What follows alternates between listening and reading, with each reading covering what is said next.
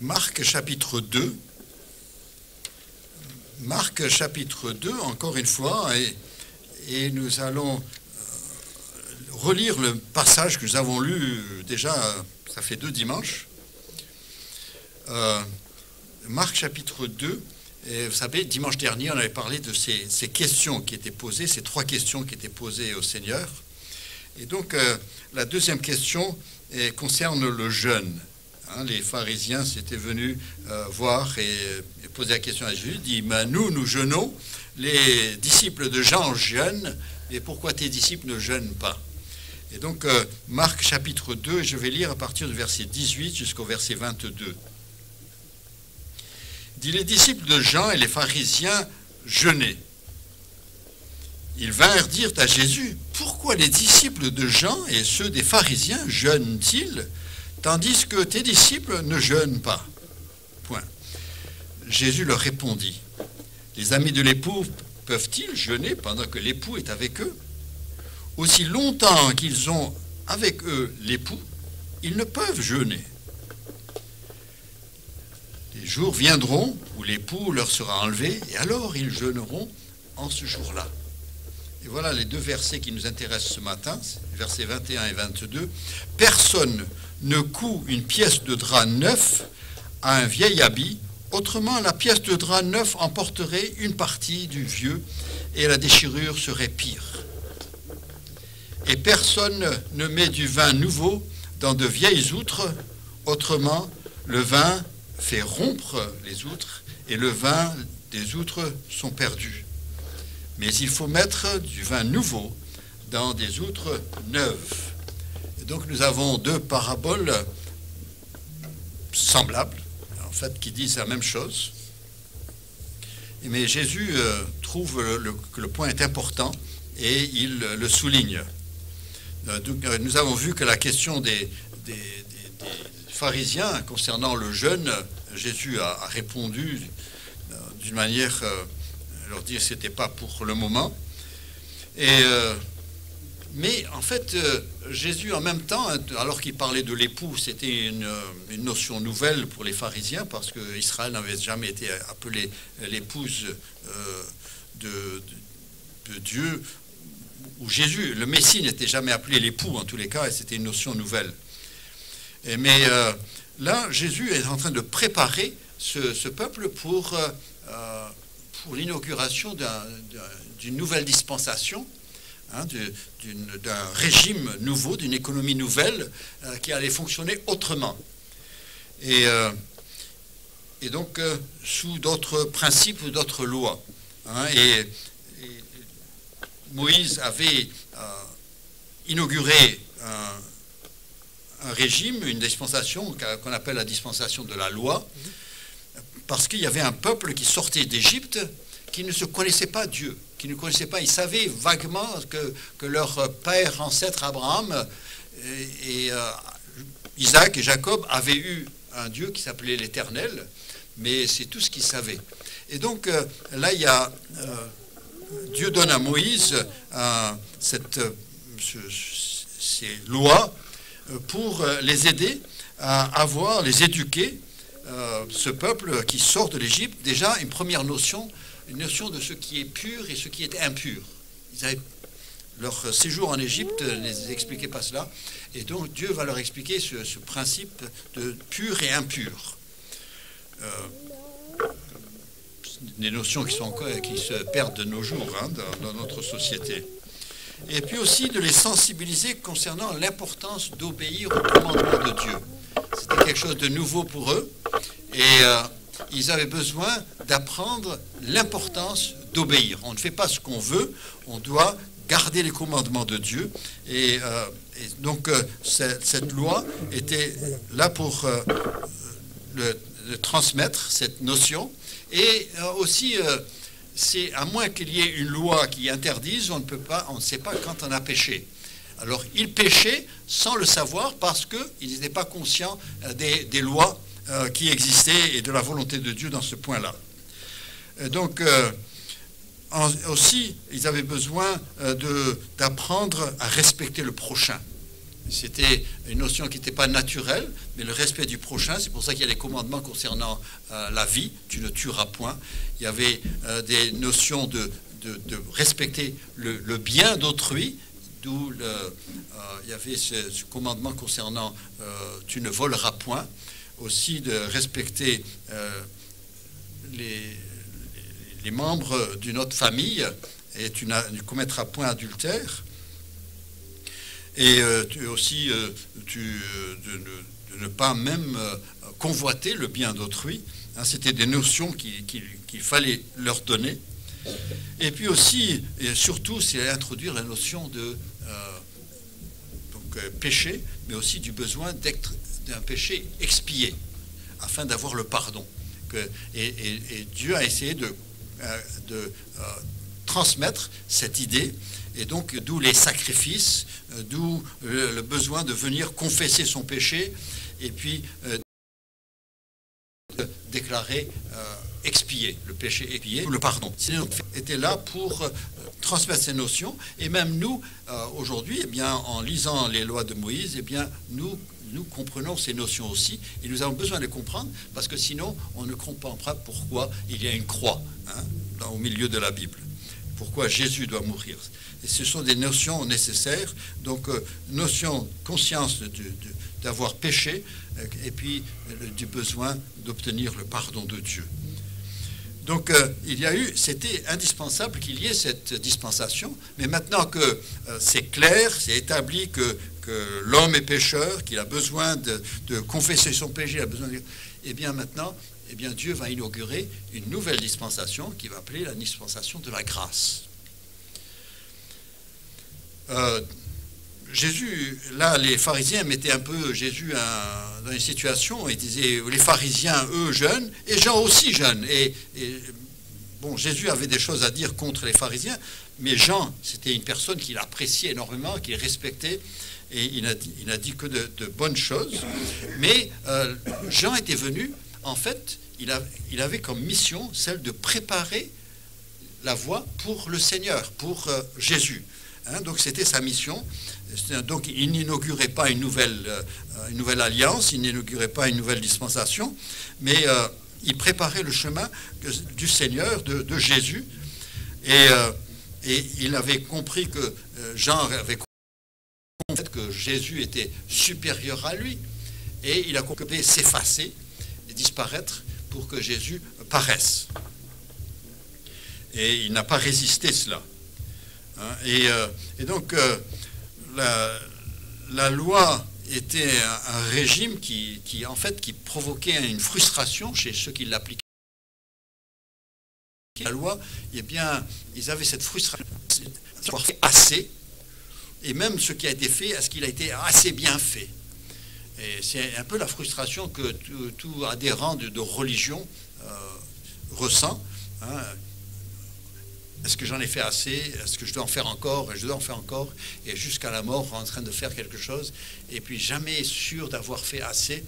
C'est une chose, mais c'est une chose qui était sous la loi. C'est la religion, les dogmes de l'Ancien Testament.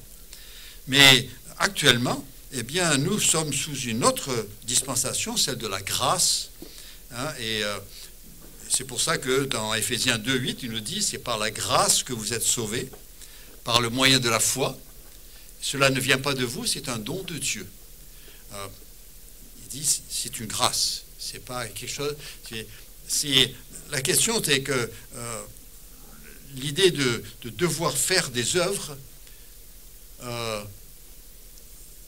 pour avoir le salut, eh bien, le salut serait une récompense. Et une récompense est toujours en proportion de la fidélité. Et donc, si nous voulons un salut qui correspond à notre fidélité, notre capacité de faire, eh bien, c'est pas garanti ce que nous pourrons avoir comme salut. Hein. Tandis que Dieu veut inaugurer la grâce. C'est-à-dire que ce ne sont pas des œuvres, ce n'est pas par les œuvres. Il dit ce n'est point par les œuvres afin que personne ne se glorifie. Ce n'est pas ce que tu fais, c'est moi qui te l'offre. Hein. Et là, Dieu va Jésus va employer deux paraboles qui sont importantes pour cette transition qui doit se faire entre la dispensation de la loi et celle de la grâce. L'apôtre Jean dira, en Jean chapitre 1, verset 17, il dit « Car la loi a été donnée par Moïse. La grâce et la vérité sont venues par Jésus-Christ. » La loi, elle vient de Dieu, et comme l'apôtre Paul va le dire dans les Romains, le problème n'est pas la loi est venue, elle a accompli une certaine tâche, et maintenant, eh bien, c'est la grâce, et nous avons le privilège d'être sous la grâce.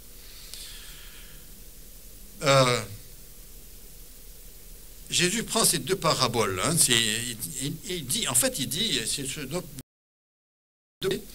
il dit qu'il ne viendrait jamais à les préparer un habit usé, fatigué, avec un morceau de coton, de drap, qui n'a pas été samphorisé, qui n'a pas été pré-rétréci. Vous savez, maintenant, presque tous les tissus sont déjà pré-rétrécis, donc on n'a pas de problème. Mais il y avait une époque où il fallait prévoir. Les couturières savaient qu'il faut prévoir. Donc elles lavaient le tissu avant pour savoir exactement ce qu'il allait faire. Et là, il dit, si on met du drap neuf qui n'est pas samphorisé, et puis il suffit de le laver, tout d'un coup ça rétrécit, ça déchire, et le trou est encore plus grand que le premier. Il dit, ça ne viendrait jamais à l'idée, on ne penserait pas le faire. Il dit la même chose avec le vin dans les outres. Les outres, c'était des peaux d'animaux, et on attachait les pattes et la queue, on attachait, et puis après, on gardait le cou, et c'est là où on mettait le vin, et puis ensuite, on attachait, on fermait, et puis le vin nouveau, mais il se fermentait. En fermentant, il y a eu une tension, et la peau pouvait résister, mais il y avait quand même, elle était étirée. Donc on ne mettait pas du nouveau vin dans des vieilles outres, parce que déjà elle était distendue. Elle avait été déjà distendue, et elle craquerait. Donc toujours dans des pots neuves. Et il dit, un paysan viticulteur, eh bien, il ne mettrait jamais du vin nouveau dans des vieilles outres. Ça ne viendrait pas. Ça ne se fait pas.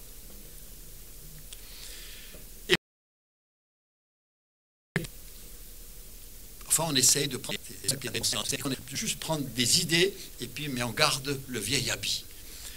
Et en fait, ce qu'on va dire ce matin, c'est qu'on ne christianise pas notre vie, mais on vit la vie de Christ. On ne christianise pas notre vie, mais on vit la vie de Christ. On ne peut pas essayer de rafistoler un peu notre vie avec quelques idées qui viennent du Nouveau Testament, et puis essayer d'avoir une vie qui plaise à Dieu. L'apôtre Paul dit dans Galates 2:20, il dit « J'ai été crucifié avec Christ. Et si je vis, ce n'est plus moi qui vis, c'est Christ qui vit en moi. » Voilà, c'est pas une rééducation qu'il a subie, c'est Christ qui vit au travers de lui. Il dit, et donc c'est cette idée, et c'est important pour nous de comprendre, et malheureusement même dans le christianisme en général, eh bien parfois on garde les idées du monde, et puis après on essaye d'introduire quelques bonnes notions de l'évangile, mais ça ne donne pas quelque chose qui plaise à Dieu.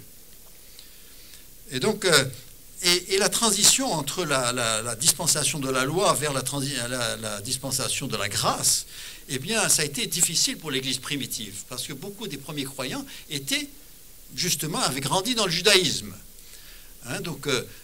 Et jusqu'à Jésus-Christ, c'était ce qu'il fallait faire, c'est ce qu'il fallait pratiquer. Et chaque année, ils montaient à Jérusalem pour louer le Seigneur, offrir des sacrifices, et tout ça, et tout d'un coup, c'est autre chose. C'est une religion qui croit en Dieu, où il vient d'une quelque chose même qui rentre dans le christianisme. Mais après, ils entendent le message de l'Évangile, mais est-ce que c'était tout faux? Pourtant, on croyait Jésus, pourtant on croyait en Dieu, pourtant on voulait faire le bien, on enseignait qu'il fallait aimer son prochain. Qu'est-ce qui change? Mais Jésus dit, le changement il doit être total. C'était peut-être plus facile dans le Nouveau Testament, c'était peut-être plus facile pour ceux qui venaient du paganisme, parce qu'ils pouvaient abandonner carrément leur religion et passer à vivre pour Christ. Ceux qui sortaient du judaïsme, c'était une lutte, même les apôtres, hein, même Pierre et d'autres. Il y a eu dans l'Église primitive, il y a eu beaucoup de difficultés dans cette transition-là. Mais actuellement, nous sommes dans cette période de la grâce, et où tout est grâce devant le Seigneur. Ça ne veut pas dire que Dieu a baissé les attentes. Hein, la sainteté, c'est toujours la sainteté. Hein, on le trouve dans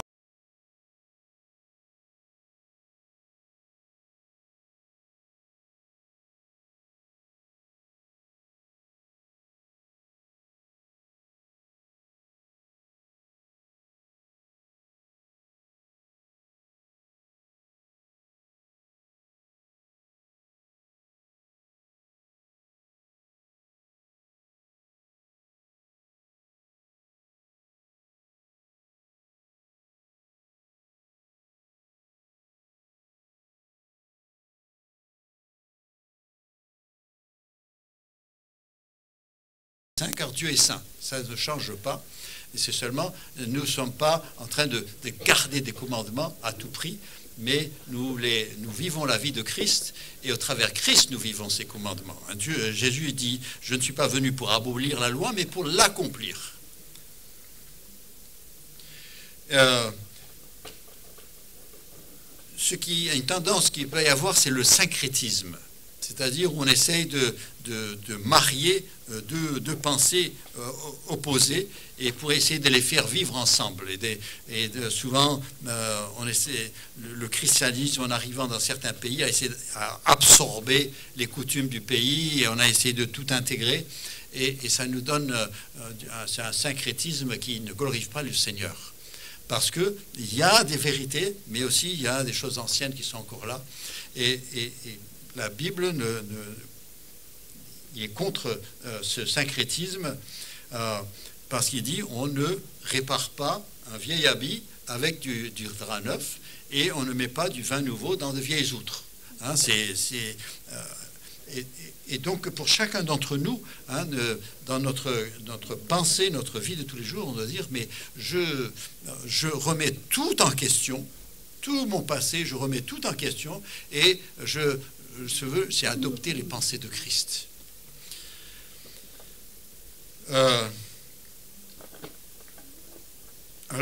Si j'essaye ne pensez même pas à essayer de marier l'ancien et le nouveau.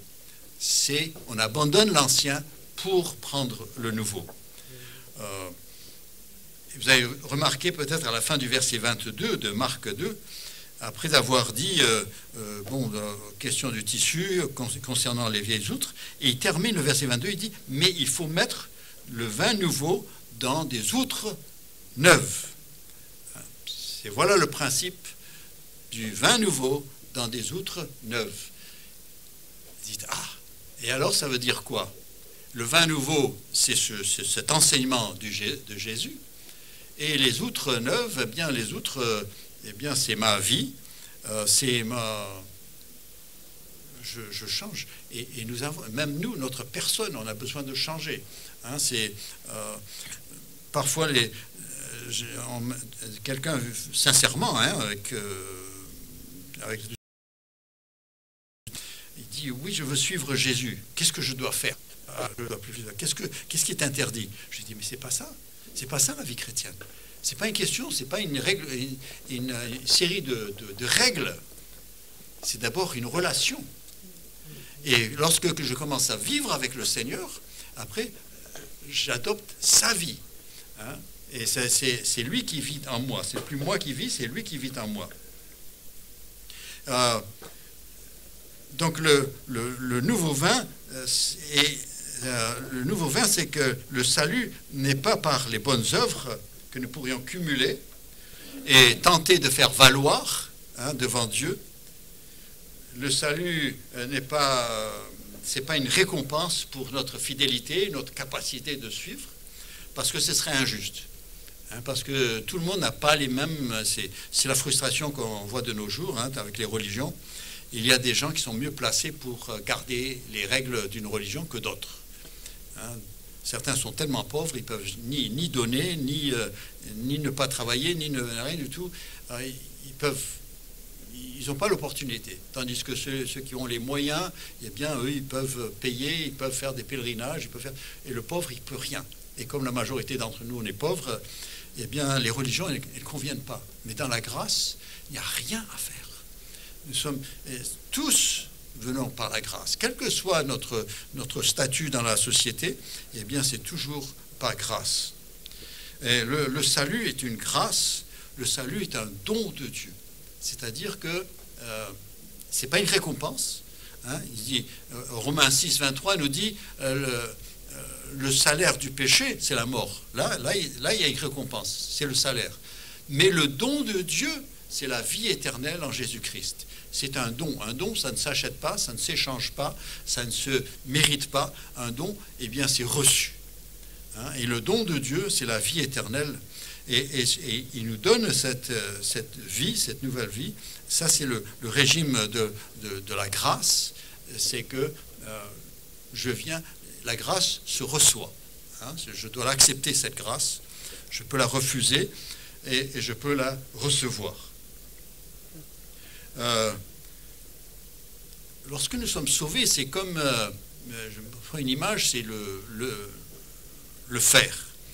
Le minerai, on va le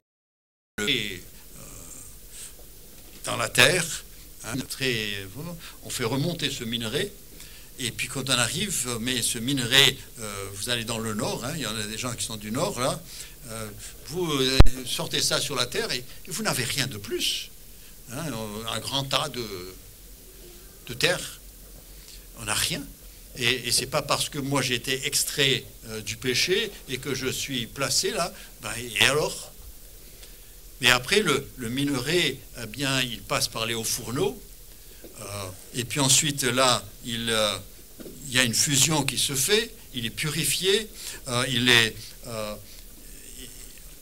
l'acier qui est là, et puis l'acier est coulé, et puis après il est transformé en laminage, et puis après on commence par la pression et tout, on commence à former l'acier pour obtenir ce qu'on veut, les objets qu'on veut, carrosserie de voiture ou autre chose. Mais il y a tout un processus. Il faut aller le chercher, quelqu'un va le chercher, et après il y a tout un travail. Et bien pour nous, en tant que chrétiens, en tant qu'êtres humains, nous avons été cherchés, le Seigneur est venu nous chercher dans le monde, et il nous prend dans l'état. On est dans le même état qu'on était là-dedans, c'est le tas de terre. Et après, il y a un travail à faire. Et c'est là où la grâce de Dieu agit, c'est ce travail qui se fait. Et donc, pour le minerai de fer, il y a le haut fourneau, il y a la chaleur, la pression.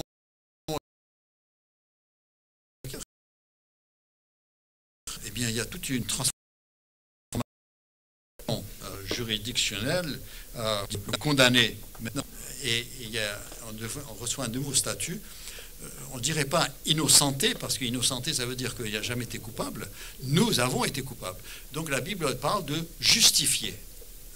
Donc nous ne sommes pas innocentés, nous sommes justifiés.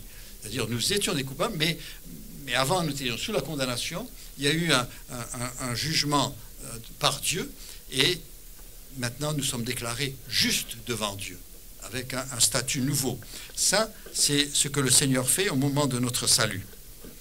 Et puis c'est à ce moment-là que commence une œuvre en nous, que le Seigneur commence une œuvre de transformation à laquelle nous pouvons participer. Nous ne pouvions pas participer à notre salut, heureusement, parce que ça aurait été imparfait, et il fallait un salut parfait, c'est sûr. Mais une fois que nous sommes sauvés, c'est comme si on était... C'est comme ça...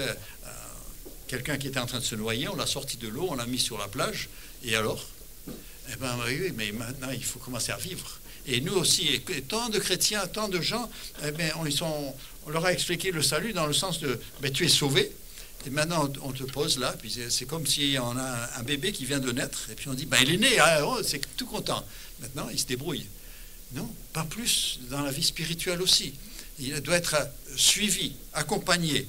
Il y a une transformation, il y a une éducation qui doit se faire. Et c'est cette œuvre de grâce qui est là. Et cette œuvre de transformation, eh bien, elle commence à la nouvelle naissance. Elle est supervisée par le Saint-Esprit. Hein, c'est lui qui supervise cette œuvre parce qu'il y a une transformation que nous ne connaissons pas.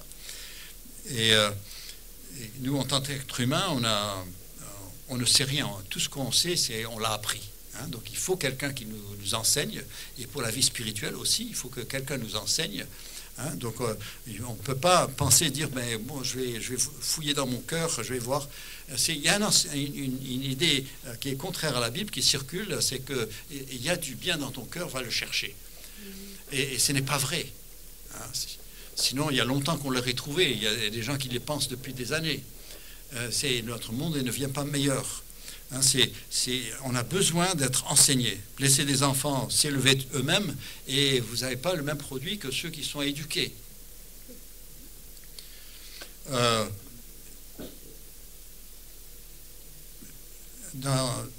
Paul dira à Tite, il nous a sauvés, non à cause des œuvres de justice que nous aurions faites, mais selon sa miséricorde, par le baptême de la régénération et le renouvellement du Saint-Esprit.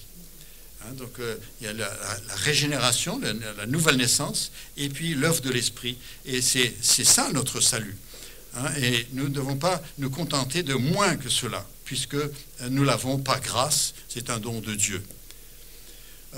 Comment nous laisser purifier, où est-ce que nous trouvons notre enseignement? Eh bien, dans la parole de Dieu. Hein, c'est indispensable. Un enfant de Dieu a besoin d'entendre la parole, qu'il la lise, qu'il l'entende, qu'elle lui soit lue, c'est indispensable. Et aussi, il y a l'œuvre du Saint-Esprit qui accomplira son œuvre et qui nous transformera pour être des ustensiles utiles au Seigneur. Il y a tout un travail à faire. On ne va pas appeler ça du recyclage, parce que le Seigneur ne se sert pas de l'ancien produit. C'est une nouvelle création. Toutes choses sont devenues nouvelles. Il travaille qu'avec du neuf. Il met le nouveau vin dans de nouvelles outres, et pas autrement. Et n'essayons pas de faire autrement. Paul écrivait à l'église de Philippe, il disait « Je suis persuadé que celui qui a commencé en vous cette bonne œuvre la rendra parfaite, il la rendra parfaite pour le jour de Jésus-Christ. » Il dit « Je suis persuadé ».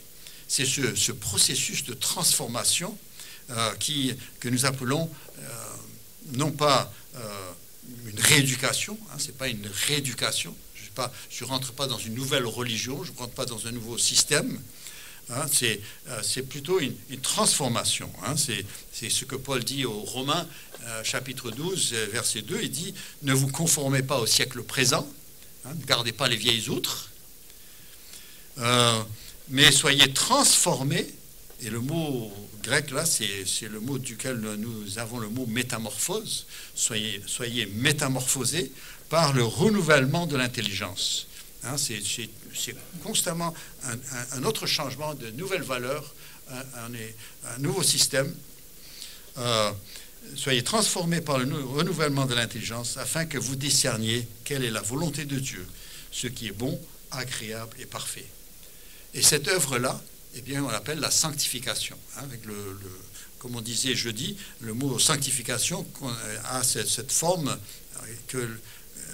en français, une grammaire française, qui dit que c'est un processus. Hein, sanctification, on a cette idée que c'est quelque chose qui se développe, qui progresse. Et donc, en fait, lorsque je suis nous sommes sous la dispensation de la grâce, nous sommes d'un niveau. Donc c'est par la foi que nous sommes sauvés, non pas par les œuvres, aucune œuvre. Nous sommes sauvés par la foi.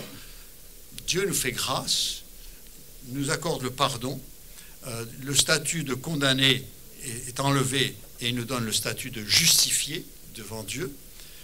Et il nous donne une vie nouvelle, il nous donne une autre nouvelle, et puis ensuite, il verse en nous un vin nouveau, une pensée nouvelle, et c'est cela qui doit se développer en nous.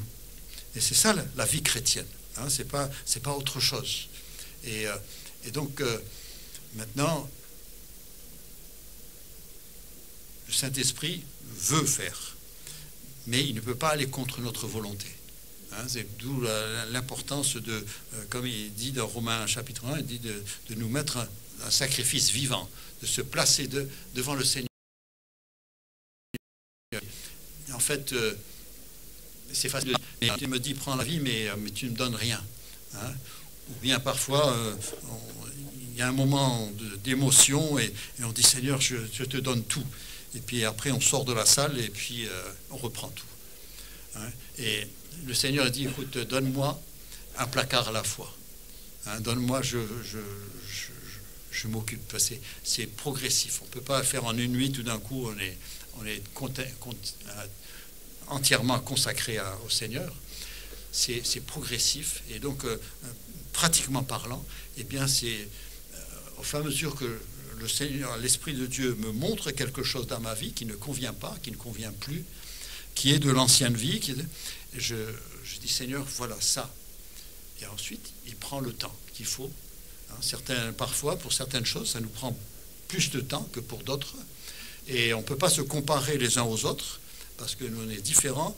Et c'est la beauté de la chose avec le Seigneur, c'est qu'il nous traite tous différemment. Hein. Nous ne sommes pas des numéros, nous sommes des personnes qui respectent et qui traitent chacun selon sa situation, son besoin. C'est cette grâce de Dieu. C'est plus la loi. Quand c'est la loi, c'est tout le monde pareil. Hein. Le code de la route, il dit limite de vitesse 30, et bien c'est 30 pour tout le monde. Qu'on ait une grosse voiture ou qu'on ait une petite qui ne peut pas faire plus que 40. C'est pareil, c'est le code de la route. C'est pareil. Tandis que Dieu, lorsque dans la grâce, eh bien, il agit avec chacun. En fonction de notre arrière-plan, il travaille avec nous et il fait cette transformation. Et ce que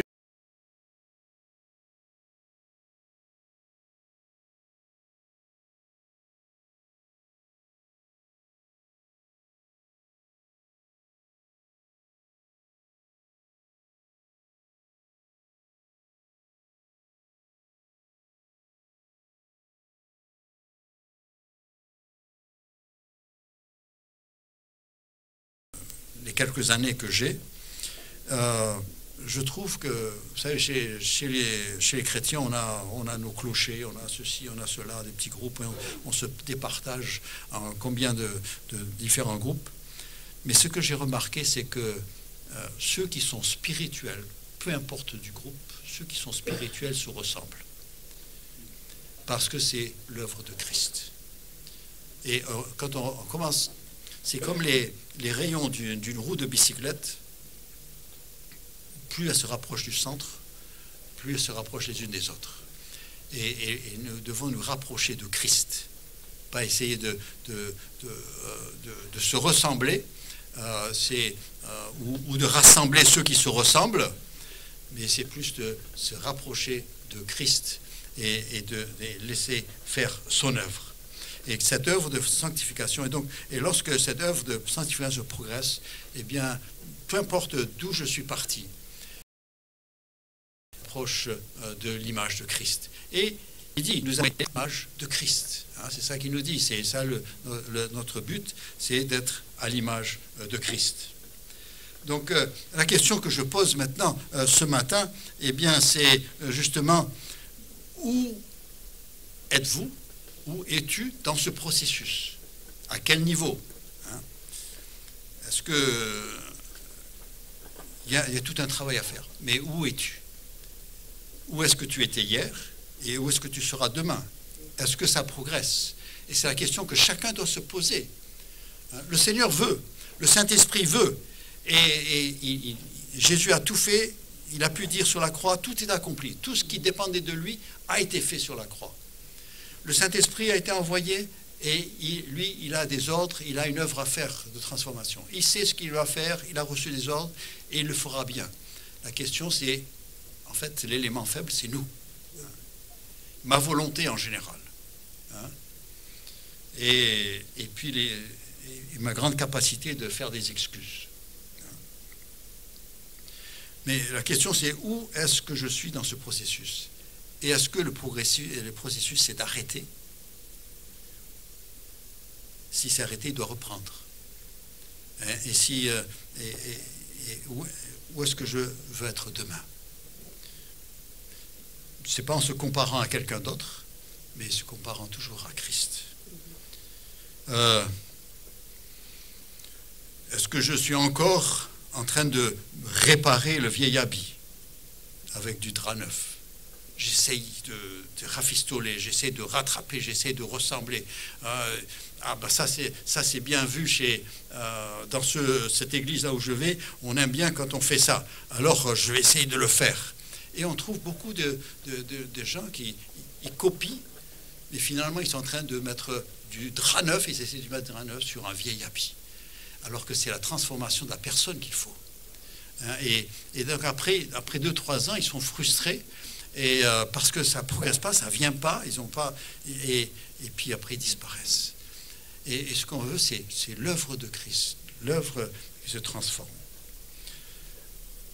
Vous savez, je prends une autre image, c'est le diamant, le diamant qui fait rêver, mais le diamant, on va le chercher, et on va le chercher à plus de 1000 mètres sous terre. Et j'ai lu, et pour avoir 1 carat de diamant, il faut déplacer 10 tonnes de terre. Et monter tout cela pour avoir un petit quelque chose. Et puis après, il n'y en a que du diamant brut. Et après, c'est le joaillier qui travaille dessus et qui donne de la valeur à cette pierre. Eh bien, c'est exactement notre vie chrétienne aussi. Jésus-Christ est descendu ici sur terre pour nous prendre, nous trouver. Et il a toutes sortes de choses. Et ça lui a coûté cher pour avoir une âme. Mais cette âme, on la récupère. Mais en fait, la plupart d'entre nous, si on voyait un diamant à l'état brut, on ne reconnaîtrait même pas, ce serait une pierre.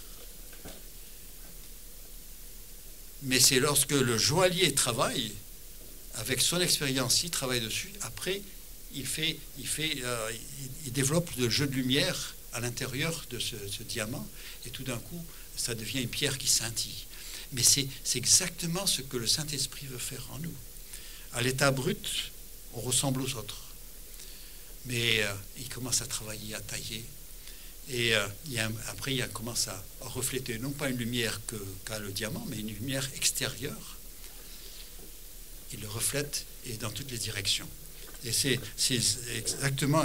Et donc, est-ce que je veux être un chrétien à 1 carat ou à plusieurs carats? Ça dépend de l'œuvre que je laisse. Il y a un joaillier, le Saint-Esprit et le joaillier. Il veut faire. Le problème, c'est que le diamant, lui, il n'a pas de volonté, donc il se laisse faire. Tandis qu'à travailler avec nous, c'est beaucoup plus difficile. Mais c'est à nous de lui faire confiance et de le laisser faire. Et donc tout à l'heure, on chantait, on parlait du chrétien qui passe par des moments difficiles, des moments de souffrance et tout ça. Certaines de nos souffrances, c'est nos fautes. On ne va pas chercher plus loin. Mais il y a d'autres choses que je dis, mais j'ai rien fait pour avoir ça, pourquoi moi? Et c'est pas complètement à tort qu'on dit pourquoi moi. Mais d'un autre côté, si je suis enfant de Dieu, je dis, mais c'est pas au hasard parce que j'ai quelqu'un qui travaille sur moi. Il y a quelqu'un qui finalement, je dis, ah, il s'occupe de moi, il est en train de me travailler dessus. Ah, ça fait mal, et ça taille, mais il s'occupe de moi. Il veut faire quelque chose de moi. Et ça doit nous encourager. Et laissons faire l'œuvre. Hein. Donc, que notre vie chrétienne ne soit pas on essaie de mettre du nouveau vin dans de vieilles outres. Hein. Non, il faut tout transformer. Hein. Et le Seigneur, dans sa grâce, a permis que nous puissions être des êtres nouveaux, une nouvelle création.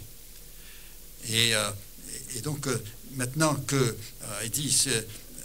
nous sommes sauvés par grâce, Éphésiens chapitre 2 et verset 8, et le verset 9 nous dit, et maintenant, il nous prépare pour des œuvres qu'il a préparées, pour des œuvres à accomplir.